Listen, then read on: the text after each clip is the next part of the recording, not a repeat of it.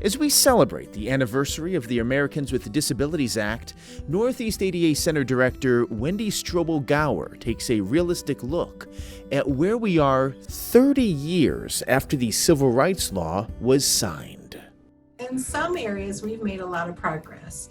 There are a lot of employers who really have thought about how to include people with disabilities in the workforce and are making, really strong efforts towards doing so.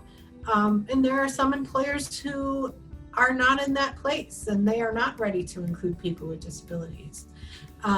We still see people struggle to get jobs, struggle to get equal pay. In community life, a lot of places of public accommodation, which are places like restaurants, hotels, stuff like that, they're really ready to welcome people with disabilities. People with disabilities as a whole have a lot of disposable income. And when you consider both people with disabilities and their family members, that is a very large segment of the market. Sometimes resistance to including people with disabilities comes in the form of a lack of knowledge or willingness to offer accommodations or effective communication. Or sometimes people see service animals as simply animals and not as tools to help people mitigate disabilities. Part of the issue that I think it's difficult to get to a really good place with the ADA is that in order to enforce the ADA, people with disabilities have to file complaints. So they have to say, what you did to me was not okay, and I'm going to report you in order to get change. And that creates almost an adversarial relationship between places like small businesses who are trying to survive and provide services. When they don't do a good job, someone has to say, that wasn't good enough, I'm going to report you, and now you have to work with the government to come to a solution.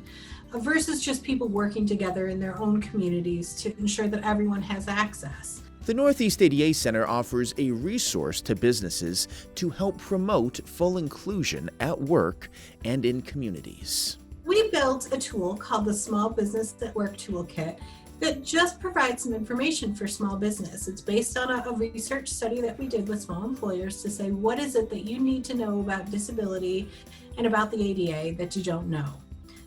We found out during that research study that their primary source of information about including people with disabilities was Google, which are not sources that are vetted, or there's no real research component to a lot of the information you find that way. So we basically brought together some resources that we know are accurate and we know are in areas that employers needed, and put them together in a tool that's free. So small employers can just go there and learn more about including people with disabilities, learn more about the ADA, learn more about reasonable accommodation, and learn more about the business case for including people with disabilities. That information can be paired with the technical assistance that the Northeast ADA Center offers.